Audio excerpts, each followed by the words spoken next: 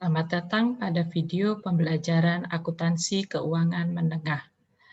Pada video kali ini kita akan membahas tentang kewajiban jangka pendek. Pembahasan akan kita lakukan mengenai tipe-tipe hutang jangka pendek.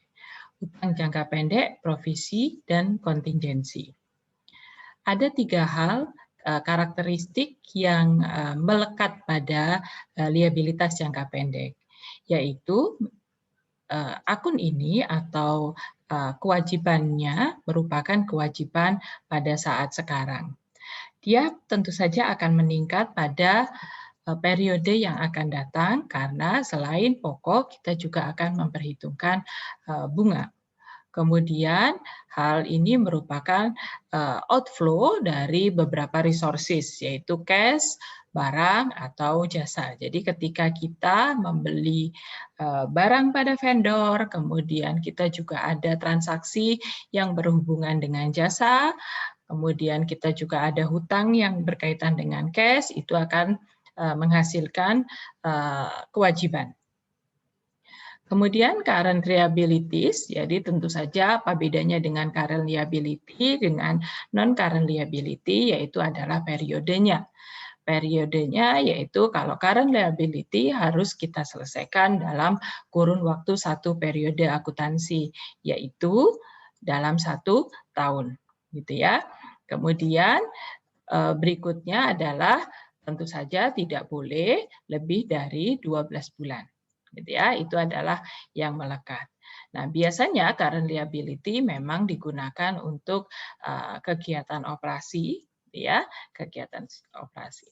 Kemudian apa saja sebenarnya macam-macam current liabilities, ada banyak, ada hutang usaha, kemudian hutang wesel, kemudian juga adanya hutang jangka panjang yang jatuh tempo pada jangka pendek. Jadi andai kata misalkan ada hutang 3 tahun, maka yang akan jatuh tempo dalam kurun waktu 1 periode atau 1 tahun itu harus kita reklasifikasi pada hutang jangka pendek. Gitu ya. Jadi current maturities of long term debt.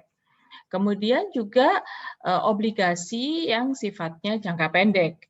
Kemudian tentu saja ada juga hutang dividen. Hutang dividen yaitu setelah diumumkan pada RUPS, kemudian kita menjanjikan untuk memberikan dividen, maka biasanya kurun waktunya itu tidak terlalu lama dari masa pembayaran dividen itu. Jadi sebenarnya liabilities itu adalah ketika kita sudah berjanji atau kita baik itu tertulis maupun tidak tertulis, gitu ya, bahwa ketika kita punya kewajiban atau punya janji, muncullah itu namanya kewajiban. Kemudian customer advance and deposit. Jadi misalkan ada customer gitu ya, membeli barang kepada kita dan sudah memberikan DP, maka kita sebenarnya sudah punya kewajiban pada customer tersebut. Atau jika kita menjual barang, kemudian kita menjanjikan bahwa akan ada garansi, maka itu pun masuk dalam kita sudah harus mengakui itu sebagai kewajiban. Kemudian unearned revenue atau pendapatan diterima di muka. Jika kita misalkan menyewakan gedung gitu ya, kita menyewakan gedung, kemudian bayar sewanya itu adalah klien kita bayar sewanya adalah 1 atau 2 tahun gitu ya, kemudian kita sudah menerima pembayaran itu di depan, maka pendapatan diterima di muka masuk kategori current liabilities. Kemudian juga bisa jadi gitu ya adanya hutang karena penjualan gitu ya. Jadi ketika kita memungut PPN sebenarnya kita juga harus menyetorkan itu ke kantor pajak. Kemudian juga hutang pajak, kemudian juga hutang yang berkaitan dengan employee. Misalkan kita menjanjikan ada bonus, kemudian THR itu juga masuk dalam current liabilities. Kemudian kita akan belajar masing-masing, tentu saja ketika hutang usaha itu ada transaksi di antara kedua belah pihak, baik itu barang, jasa, perlengkapan gitu ya. Jadi ketika kita sudah bertransaksi, maka transaksi itu sudah boleh kita akui sebagai kewajiban. gitu ya. Tentu saja biasanya transaksi antara kedua belah pihak dalam hutang dagang itu biasanya ada beberapa termin, gitu ya. Ada 2/10, jadi dapat 2% kalau kita potongan 2% kalau kita melunasi dalam 10 hari, jangka waktunya 30 hari, dan seterusnya. IOM itu adalah end of month, gitu ya.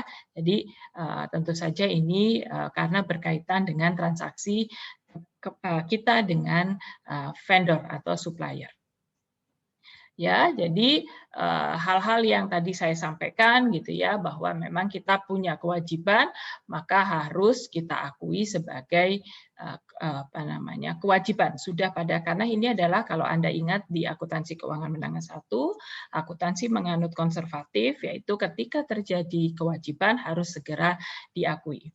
Kemudian yang berikutnya adalah not payable, yaitu hutang wesel. Hutang wesel ini karakteristiknya sama dengan ketika Anda sudah belajar tentang not receivable, gitu ya.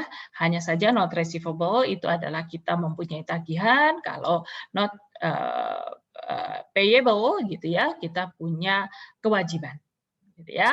Cara perhitungannya pun sama, gitu ya.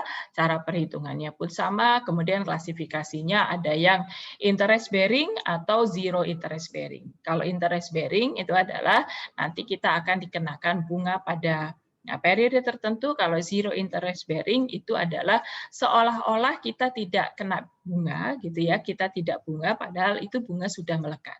Contoh interest bearing itu adalah misalkan kita punya kewajiban adalah 100.000, maka di akhir periode pelunasan kita adalah 100.000 plus, gitu ya, 100.000 plus bunganya.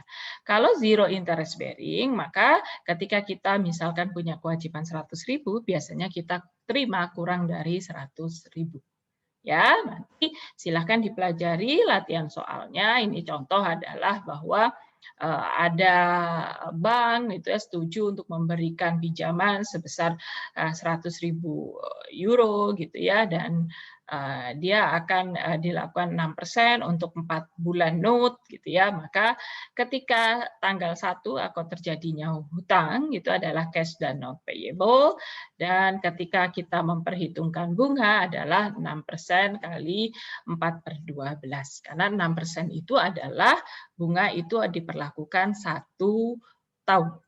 Ya, sehingga ketika dia jatuh temponya kurang dari 1 tahun, kita harus memperhitungkan bunga. Jadi perlu Anda perhatikan bahwa sama dengan not receivable, ketika kita punya transaksi hutang gitu ya, maka yang harus diperhatikan adalah nominal, kemudian tingkat suku bunga, kemudian jangka waktu ya untuk memperhitungkan. Oke, saya lanjutkan. Ini zero interest bearing, bisa Anda pelajari sendiri gitu ya. Kemudian juga kita ke model liabilitas jangka pendek lain, yaitu short term obligation expected to be refinanced, gitu ya. Jadi apa itu? Ini adalah beberapa model current liabilities gitu ya, di mana pada dasarnya dari 10 tadi liabilities-nya, maka sebenarnya ketika jatuh temponya pada satu periode, maka boleh kita akui sebagai liabilitas.